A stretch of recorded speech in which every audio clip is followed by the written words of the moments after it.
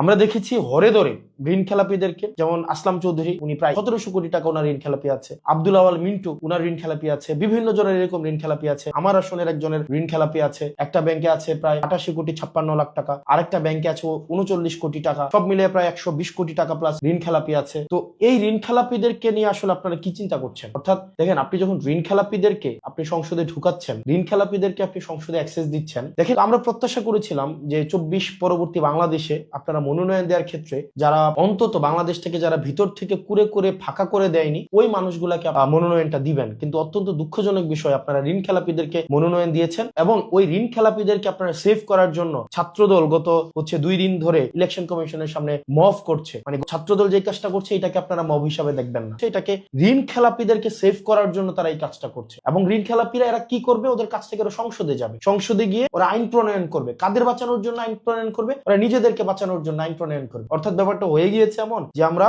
শিয়ালকে মুরগির নিরাপত্তার দায়িত্ব দিচ্ছি, মানে যিনি চুরি করছেন তাকে আবার আমরা দায়িত্ব দিচ্ছি যেন চোর ধরে। মানে এটা প্র্যাকটিক্যাল, এটা কোনোদিনও পসিবল না।